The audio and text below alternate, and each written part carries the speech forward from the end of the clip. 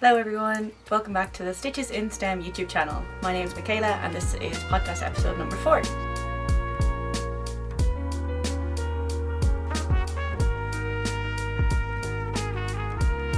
It's been about 3 weeks since I last uploaded, and when I first started making these videos I told myself that I would aim for a 2-week schedule. I'm very quickly realising that it's just not really feasible for me, and I don't want to stick to a strict schedule anyway. Ideally, I would be able to say that I'll upload every second Saturday or something like that, but I just don't think I can slot it into my life so smoothly. So I'm just going to upload and record whenever I get a chance, which at the moment has been every 3 weeks, and that works out pretty well, I think, because I don't think I'd have enough knitting to show every 2 weeks, but 3 weeks is kind of like the sweet spot where I have just enough to show that I actually have a decent episode, but it's also not overwhelmingly long either. So it works for me. It might be 3 weeks, give or take a few days. It might be 2 weeks some episodes. It might be 4 weeks some other episodes. Just in case you're kind of wondering, because I know some podcasters have very strict upload schedules, but others don't. So I think I'm going to fall into that category of the ones that don't. So I also mentioned in my last video that I was off work for a couple of weeks, and after uploading I still had another week off, so I got a lot of knitting done then. And then I went back to work about 2 weeks ago and my knitting time has drastically reduced.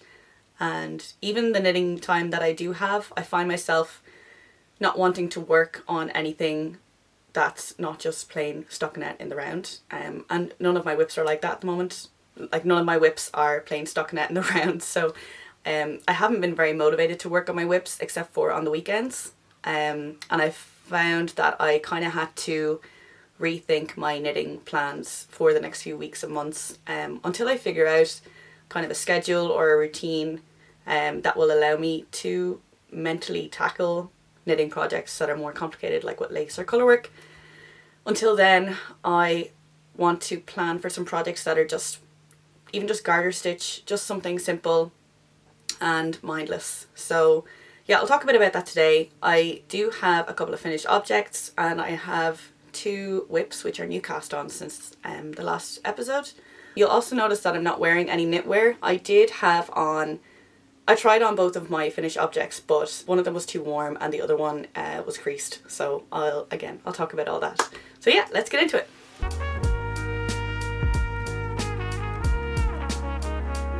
So my first finished object is the Evermore Sweater by Cardigan.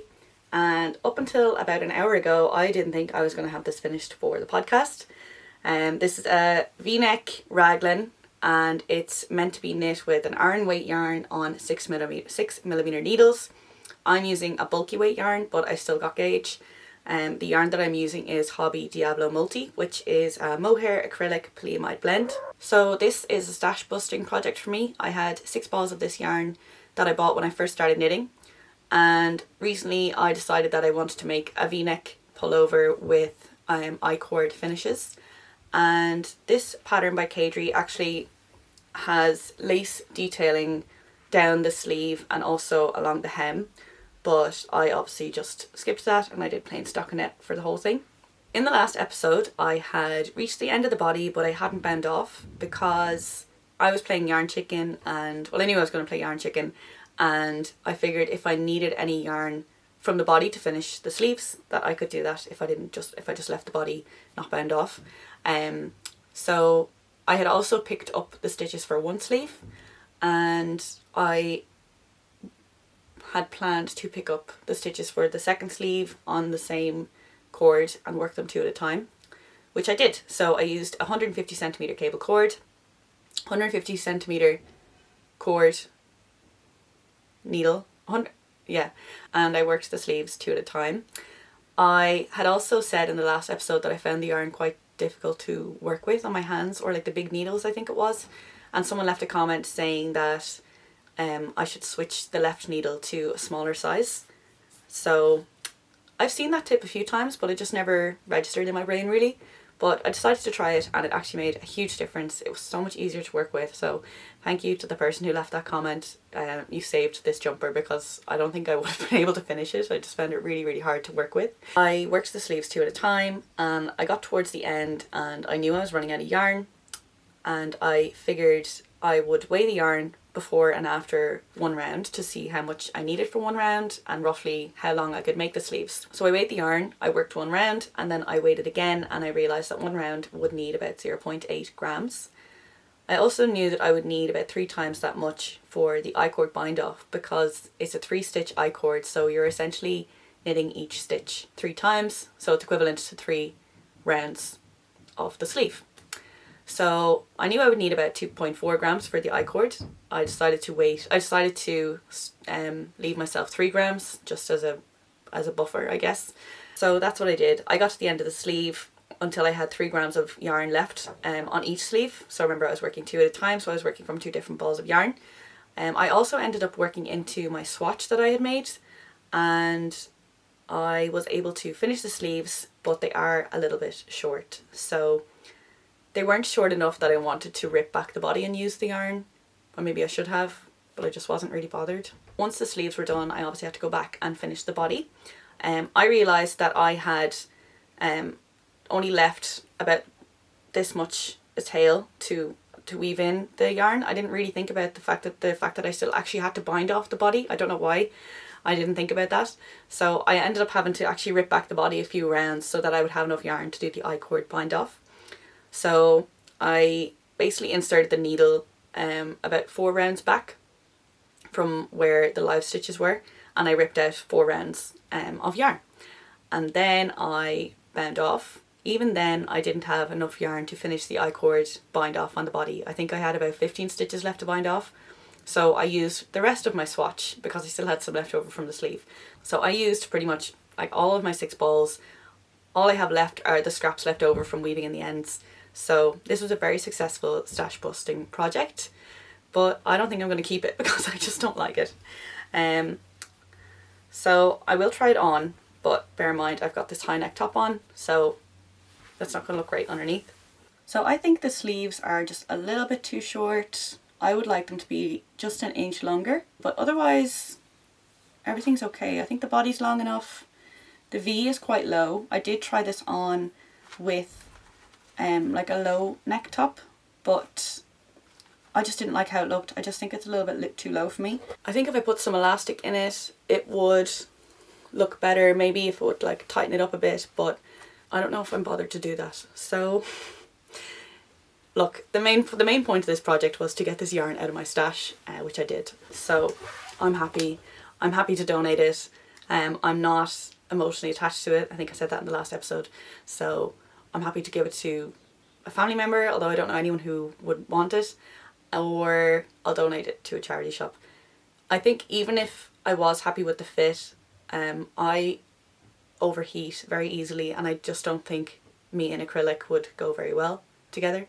And the reason I didn't think I was going to have this finished was after I finished the sleeves, all I had to do was finish the body. So I knew I had to insert my needle to pick up the stitches 4 rounds back, rip out the yarn and just do the bind off. And I knew I could do that in an evening, but I just didn't do it, and it sat on my WIP pile for I'd say about 2 weeks. I just had no motivation to work on it, even though it was such a small task. So 2 days ago I decided to pick it up and finish it. So that's when I picked up those stitches. I ripped the yarn back. I started the I-cord bind off and I got about 3/4 of the way through, and then it just got quite late, so I went to bed. And then the next day I finished the I-cord bind off, which was last night actually. And then this morning I just told myself that I would finish off the I-cord bind offs because I had worked the whole way around, but I hadn't joined the end of the I-cord bind off to the start to make it jogless, because I had to look up a tutorial for that, and I was in the middle of watching something on Netflix on my phone, so I didn't want to exit out of that so I could go look up a tutorial. So I put the 3 live stitches from the I-cord on hold on a little stitch marker, and I did that with all 4 I-cord bind off. So I did that with the neckline and the 2 sleeves and the body. So then this morning I went and I looked up a tutorial and I joined the end of the I-cord with the start of the I-cord, and I wove in those ends, and then I kind of realised all I have to do is weave in the rest of the ends and it'll be finished. So that's what I did, and now it's finished and I'm really happy to have it out of the way. I know I've complained a lot about this project, so yeah, you can probably tell my sentiments on it. I do like the feeling of the fabric against my skin. I just, as I said, I'd overheat in it, but otherwise it feels really nice. I love the colour. I think if this was an all natural fibre, I would love it. So that's kind of the main issue for me, and I would also want it to be a bit longer, and I want the sleeves a bit longer, but I hope that someone else will enjoy it. So that is my Evermore sweater.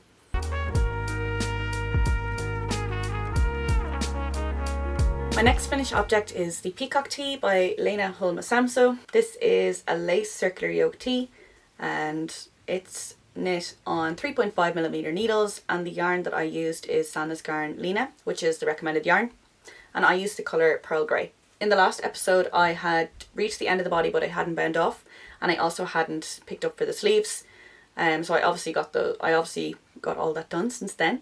And the bind off in particular, I did a tubular bind off for the hem because I wanted a bit of stretch in the hem. I didn't want the kind of tightness that I sometimes get with a regular bind off.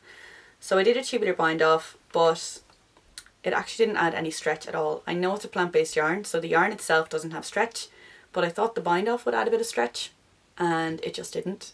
It looks okay. Like, obviously a tubular bind off looks good with 1x1 ribbing, so that's another reason that I could have done it, but I don't think it's enough of a good reason to put myself through that for the tubular bind off. And also, because I had done it on the hem, I told myself, well, I have to do it on the cuffs because they have to match. But by the time I got to the end of the cuffs, I just decided, you know what, I'm just going to do a regular bind off. So I did a regular knit 1, purl 1, pass the knit stitch over, and so on.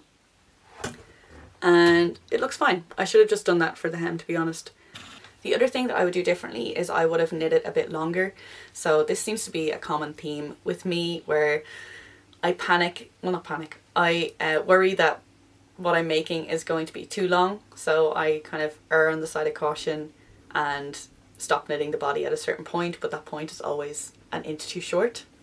So from now on, I'm going to stop worrying about making things too long, and I'm just going to knit it for as long as I think it needs to be, and then probably knit even an inch more than that, just to make sure that it's definitely long enough. It is fine, it's just that kind of annoying length between cropped and full length. It's fine when I'm standing up, but like when I'm sitting down, I can feel it rising at my back, and I can feel kind of the skin on my back against, you know, the back of the chair. So whereas if it was full length, it would obviously cover my full back when I'm sitting down. So that's the other thing that I would do differently, as well as the tubular bind off on the hem. You know, there's nothing wrong with that, the tubular bind off. It was obviously a lot of effort for very little result. I also, with the ribbing, I did my ribbing inside out. So once I reached the end of the stockinette section, I did a German short row turn so that I was working on the wrong side of the fabric, because when I do 1x1 ribbing, I get tension issues and it just looks messy on the right side of the ribbing, so I like to have the wrong side facing out.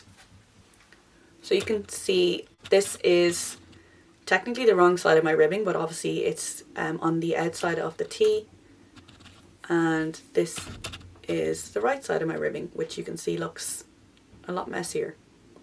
So that's just something I always do when I'm doing ribbing in the round. I do a German short row turn and I make sure that the wrong side of my ribbing is facing out. So I don't really have much more to say about this. I was going to wear it for the episode today, but I wore it during the week to work and I didn't hang it up properly, and you can see it's quite creased.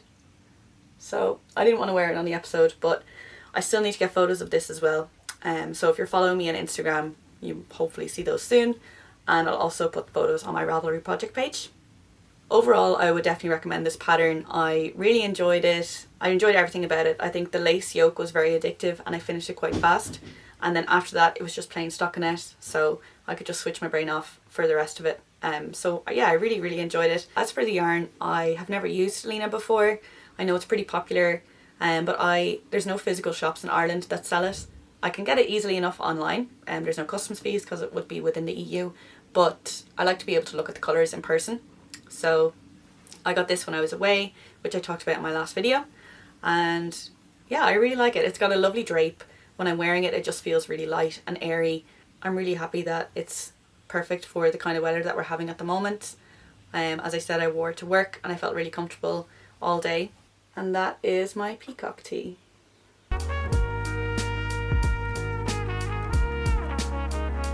My next finished object is the Penelope Kerchief, which is a lace bandana. I knit this in Hobby Rainbow Bamboo in the colour Bronze.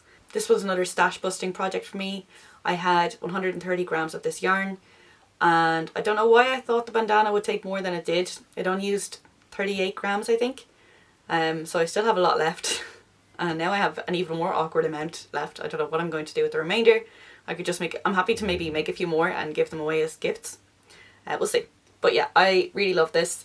The drape of the yarn is beautiful. I have talked about how much I love this yarn before. I'm trying to get rid of it because I had an awkward amount in my stash. But I would definitely buy the yarn again. It has a really nice drape. Obviously the lace pattern is just beautiful, and this, it looks really intricate to me anyway. I'm not an experienced lace knitter, and I think this looks a lot more complicated than it is, which is kind of a common theme with lace knitting, I think. The pattern is written for a DK weight yarn, and I mentioned in my last video that I originally thought that this yarn was fingering weight, so I started making it with the yarn held double, and that turned out too dense, and then I realised that it's actually a sport weight. So because it's a bandana, I didn't really worry too much about gauge, so I just figured I would start knitting it on the right needle size, and I just knit it until it's the size that I want.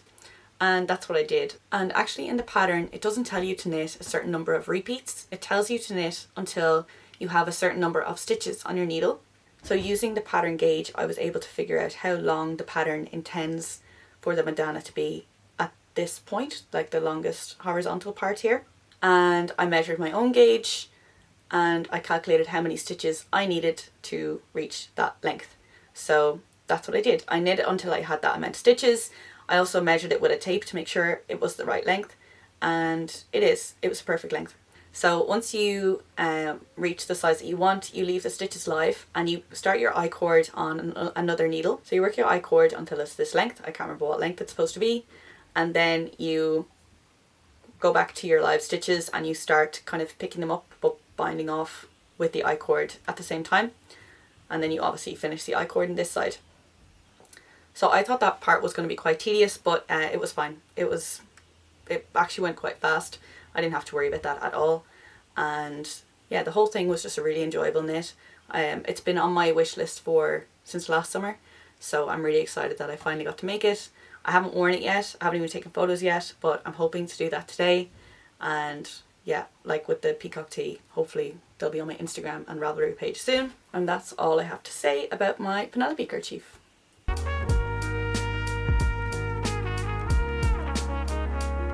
First whip that I have is very close to being a finished object, so it might not be in the next episode because it's a gift as well, so I'm hoping to finish it this weekend and gift it in the next few weeks, so it might not make an appearance in the next episode. So this is a baby cardigan for a friend who is expecting a baby next month. This is my first time knitting a baby cardigan, first time knitting a cardigan, and I just think this is so cute. I'm looking at the back here and I actually got a little bit of a stain on it.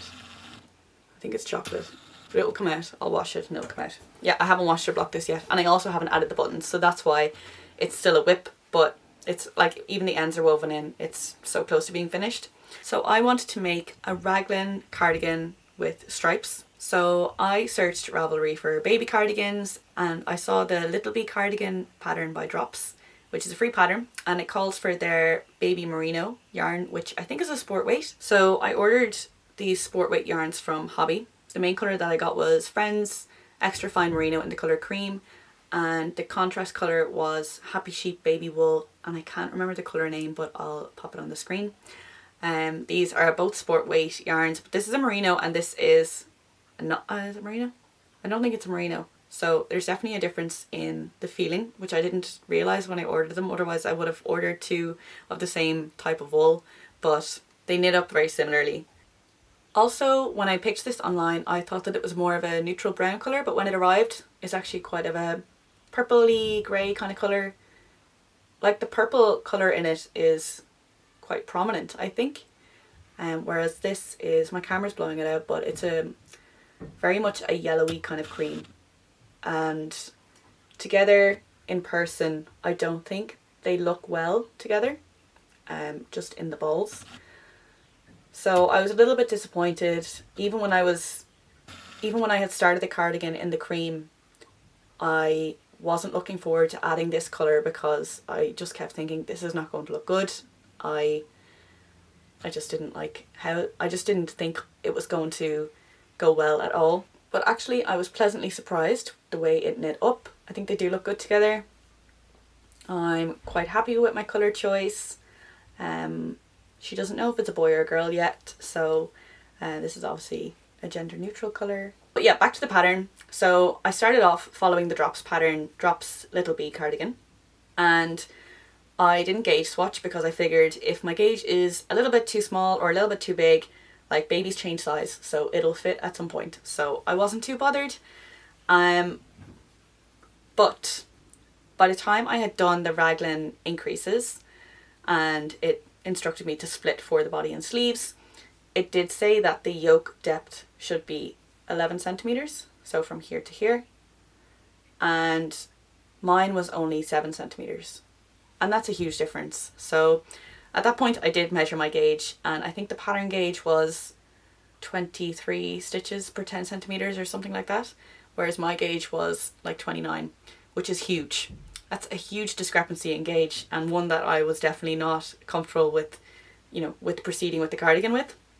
So I had a bit of a panic moment. I didn't know what to do because it might seem obvious to some people, but I just don't think I could trust myself to modify a raglan, which might seem silly because there's no like special shaping or anything. Like you just keep knitting until the yoke depth is the right size and then you split. But first of all, I don't know what size the yoke depth should be for a baby, and I just was worried about like the general proportions of things. Like if my stitch gauge was that far off, even if I did knit the yoke depth to the size it should have been, would that mean that something else was out of proportion?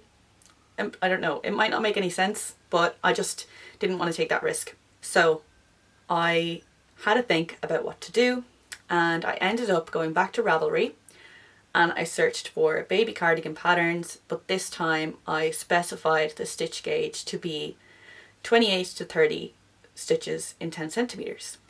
And another pattern came up, and this one was by Filcolana, another free pattern, and it was called Lila Crispin. And it has this all over texture, which is actually a really lovely texture, but obviously mine is just stockinette. But the main thing for me was that it matched my stitch gauge, and there was a size option for 6 to 9 months, which was what I was hoping to make.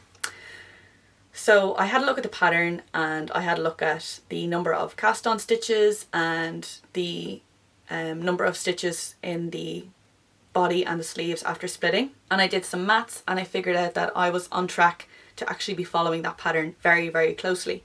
So I had cast on, I can't remember the exact number, I think it was like 85 stitches, and the Filcolana pattern called for 87 stitches.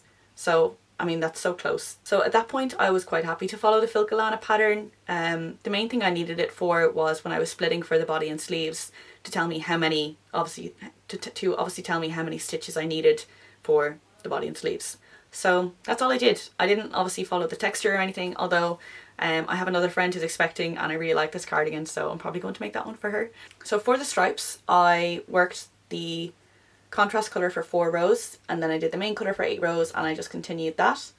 And at the end I just did 4 rows in stockinette of the main colour before I did the ribbing. The ribbing is just a 1x1. I actually didn't turn it inside out for this because it's on small enough needles that I think it looks fine. The other thing that I wanted to talk about was the button band on the cardigan. So the Drops pattern, which is obviously the one that I started with, has this garter stitch button band. As I said, I've never made a cardigan before, so I was hoping to do like a 1x1 rib button band, but I didn't trust myself to wing it myself because I've never done that before, and I'd rather follow a pattern if I'm doing that for the first time. Whereas the Filcolana pattern does have a ribbed button band, but for some reason that didn't come up in my original searches. I don't know why, but I kind of regretted not finding it sooner. But anyway, so yeah, the garter stitch button band is pretty straightforward. It's all knit as part of the row that you're working on. You just switch the garter stitch for the last couple of stitches. very, very straightforward. But if I was doing this again, as I said, I would probably follow the Filcolana pattern anyway, because it matches my gauge and it has a 1x1 ribbed button band, and it's very easy to swap out the textured pattern for just a plain stockinette stripes, which is what I obviously did. So that is my baby cardigan. I'm hoping to pick up some buttons today for it. I obviously need to block it as well. I've shown it to a few people and like nobody can tell what it is until I really like stretch it out, because it's just the way it's like folding in here and stuff makes it very difficult to see that it's actually a cardigan. So I'm excited to block this and see how it looks, and I'm obviously excited to gift it.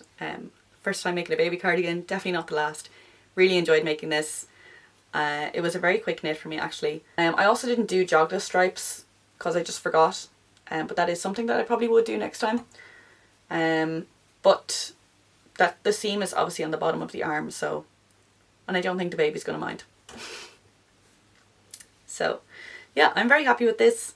I will definitely be making this again.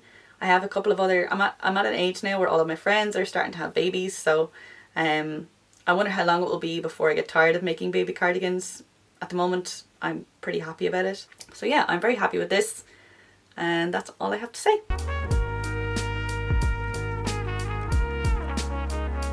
My next whip is going against the order, so I would usually do these in the order that I cast on, but this one matches the cardigan, so I'm going to show it now, even though I only cast it on a few days ago. My Stretchy baby sock, I do have the second one. I've just worked the heel on this one. I'm going to work the heel on the second one, and then I'm going to put them both on the same needle so I can do 2 at a time. This is another free pattern. It's just a 2x2 stretchy rib sock, and in the pattern it's plain, but I obviously added the stripes to match the cardigan. So the yarns are of course the same as what I used in the cardigan. It's Friends Extra Fine Merino, is that what it's called? Friends Extra Fine Merino in the colour cream, and the Happy Sheep baby wool. I keep getting that one mixed up. And I'm knitting these on 3mm needles, which is also what I knit the cardigan on. I don't know if I mentioned that. So yeah, these are very straightforward. I only cast them on a few days ago, and of course they're tiny, so they're working up super fast.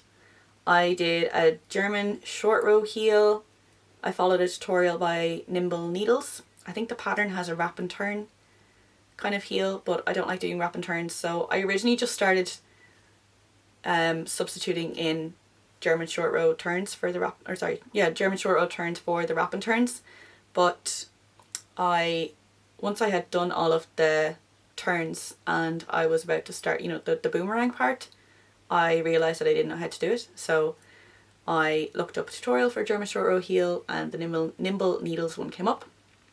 So I followed that, and now we have a nice little German short row heel. So I'm just storing this on 2 DPNs because I need to do the heel on the other sock, and then I'm going to transfer both socks to the same cord so I can do 2 at a time, magic loop, and I think I'll get these finished very, very quickly.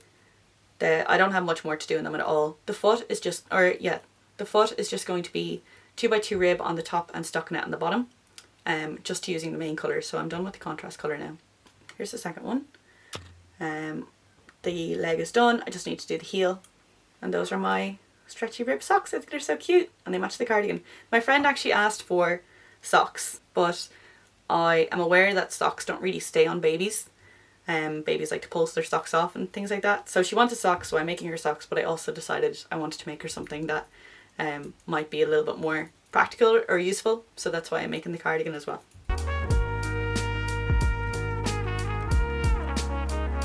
I feel like this episode has been a bit all over the place. I usually plan my episodes a little bit, like I'll think about what I'm going to say, but I just didn't have time for this one, so I'm kind of winging it. I hope it's I hope it's okay. I don't know. I do prefer planning them. I feel a little bit like on the spot right now. But anyway, my next whip is I've just realised is a complete disaster because I accidentally pulled out one of my needles. So socks that I'm storing on DPNs, but I pulled out one of the DPNs. So I'm just going to fix that and I'll be right back. So these are the Maurice Socks, which is a pattern by Twin Set and Pearl on Instagram. It's an all over lace pattern. This really, really beautiful lace pattern, which I'm really enjoying. And the yarn that I'm using is from the Camel's yarn, which I think is based in Cornwall. I know the colours are, I know their slogan is like that they're inspired by Cornwall, but I don't know if they're actually based in Cornwall. They're definitely based in the UK anyway. And I picked this yarn up when I was in Beautiful Knitters in London.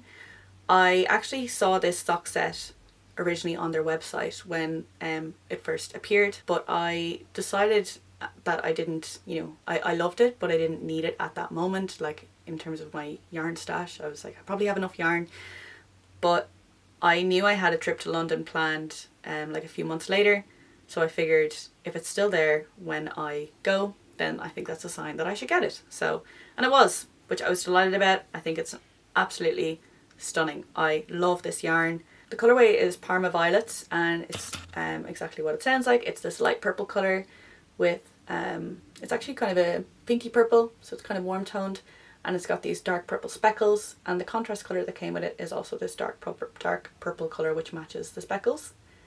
I think this is absolutely beautiful. I'm really enjoying it. And I'm actually trying out my new 9-inch circular needles with these socks.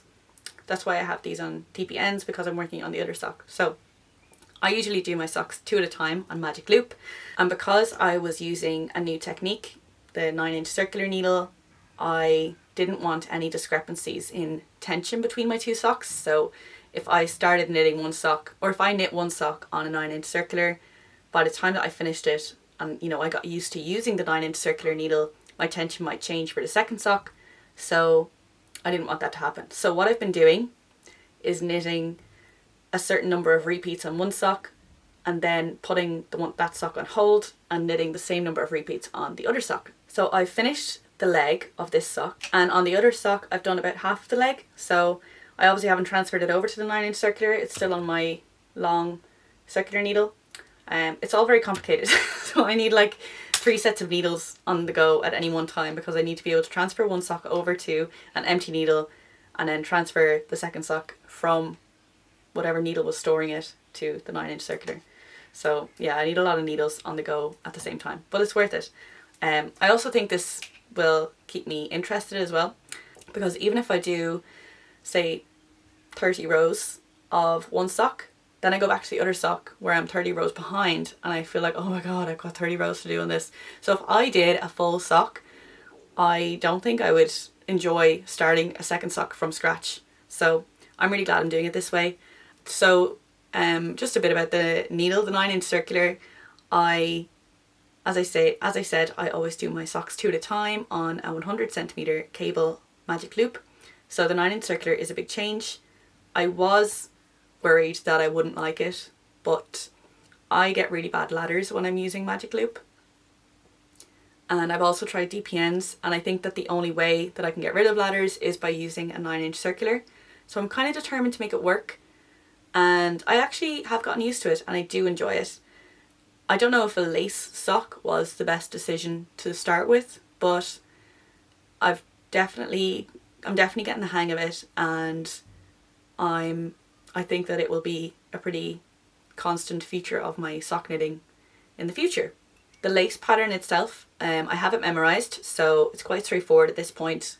I'm really enjoying knitting it, but I will say that it's one of those patterns that I don't want to work on when I get home from work. The first time I picked this up after a work day, I got like 1 row done, and I was like, I'm not doing this anymore. I couldn't focus on it. I didn't want to focus on it. I just wanted to switch off. So most of the progress that you see here has been done on the weekends, but I am still really enjoying it. That's not to say that I don't enjoy it. I definitely do. It's just got a time and a place, and yeah, the weekends are better for it, I think. So that's actually my last whip, which means that both of my whips are socks. One of them is a baby sock, which I'm going to finish quite soon, I think. So with that, I want to get on to plans, because I got some exciting yarn during the week and I want to cast it on today. I'm very excited. So let's get into it. So there's a yarn company in Ireland called Eru, and Eru is the goddess of Ireland. And actually the Irish word for Ireland is Era, so that's where the name comes from. This is not an ad or anything. I feel the need to say that because it probably sounds like an ad. It's not. So yeah, Eru is a company that focuses on revitalising or reviving Irish wool in knitting, because apparently Irish wool isn't really used that often I don't know enough about this, but I definitely recommend, if you're interested, going to have a look at their website or their Instagram. They talk about it all the time. So basically they sell Irish wool for knitting. So I have the little card here, so I'm just going to read it off that so I don't get it wrong. It's selected, processed and designed entirely in Ireland. They say, "We are proud to be the first Irish knitwear brand whose products are exclusively Irish sourced and made. Through our Farm to Yarn sustainable initiative, we source from our trusted network of farmers around Ireland, as well as Eru's own farm in Wicklow." So that's Eru. I've seen their wool in my local yarn shop, and it's always interested me, but I've just never gotten around to picking it up. But recently they had a giveaway on Instagram where they were giving away their full palette of new colours. So they have a new palette out which is inspired by the kingfisher bird, and it has 5 different colours. 3 of them are shades of blue or teal, and then there's an orange, and there's kind of a tan or a beige kind of colour as well. So they had a giveaway where you could win all 5 of these colours. So I entered. It was a standard, comment and tag 2 people, 3 people. So I entered and they messaged me to say that I won. So I was obviously delighted with that, so happy. And the yarn arrived during the week. I came home from work, and there's nothing better than coming home from work to yarn mail. So I have the colours here and I'm going to show them, and you don't know how hard it was for me to not cast these on straight away, because as I mentioned, I've been needing some kind of mindless knitting for when I come home from work, and I decided that I was going to make the Vertices Unite shawl by Stephen West with these colours, and I really wanted to cast it on as soon as I got, but I wanted to show it on here first. So it's taken all of my strength not to cast these on. I've been telling myself to finish, the other projects that I showed today, so the Evermore Sweater and the cardigan, the baby cardigan, weaving in the ends and stuff like that. I've been telling myself that if I get all of that done, then I have a free slate to cast on this shawl this weekend. So as soon as I stop filming, I'm going to wind this yarn up and cast it on. So the yarn, first of all, is 100% Irish wool, created using BFL and Romney wool. Doesn't say the exact percentages, but it's a mix of BFL and Romney. It's a sport weight yarn, so it's 150 grams, 150 meters in 50 grams, and they sent me all 5 colours. So this is the 5. I'll show them one by one as well. So when I received this yarn, I was looking for patterns that could use all 5 colours. I was open to throwing in another main colour, so I was thinking like the stripe pipe sweater, but actually feeling the yarn, I just knew that I didn't really want to make a sweater with it. So it's quite rustic. It feels very airy and light. It's a 2-ply yarn. So this colour is Bambi. It's just this kind of, actually I thought it was like a tan colour, but now in the light it's definitely got a bit of a greenish tint to it. Greenish yellowish kind of tint. And then we've got the colour Kingfisher. Obviously the whole palette is inspired by the kingfisher bird. Then we've got Dragon, which is a turquoise. I wouldn't go so far as to say it's a teal. It's definitely like a turquoise. And there is a very subtle tonality in these colours, in the sense that this one has bits of darker blue in it, as well as the main kind of turquoise colour. This one is a special one because it's the only Donegal tweed in the collection, and it's actually the first Donegal tweed that Eru have done. So it's called Mermaid, and it's another turquoise colour, but it's actually a bit lighter. So I'll show it together with Dragon and you can see the colour difference. When you hold them together, there's obviously quite a stark difference between the two, and as well as the fact that Mermaid has these yellow and orange Donegal tweed. The last colour of the collection is called Bridget, which is this gorgeous yellowy orange colour. I think this is beautiful. This is probably my favourite colour of the collection. So that's all 5 yarns, and as I said, I am going to make a Vertices Unite shawl. I only have enough to make the small size, which is fine. The shawl actually calls for fingering weight, and because this is sport weight, I think it will turn out a little bit bigger than the small is intended to turn out anyway. So that's perfect. I'm really happy with that. I did put a poll on Instagram because I couldn't figure out what colour layout I wanted to do. Because there are so many blues in this palette, I knew that I wanted the orange to be the main focus of the shawl. So I looked at the pattern and I figured out which of the 5 colours uses the most yarn, and I decided that that was going to be the orange. And I did the same for the tan, so I figured out which colour would use the second most yarn, second highest amount of yarn.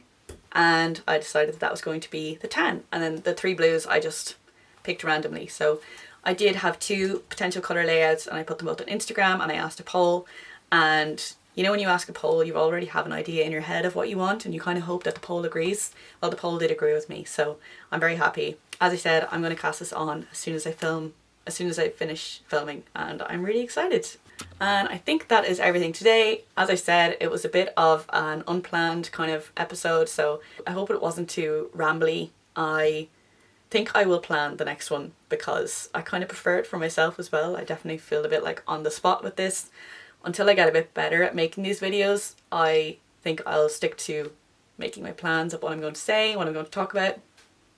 But anyway, I hope you enjoyed it. Thank you so much for watching. As always, if you liked it, then please give it a thumbs up. If you want to see more, please consider subscribing. I appreciate all the support, all the comments. I love reading your comments, so if you have any thoughts on anything that I've shown today, or if you want to share what you've been working on, please do let me know. It's really nice to feel like a part of the community here. So thank you so much for watching, and I'll see you on the next one. Bye!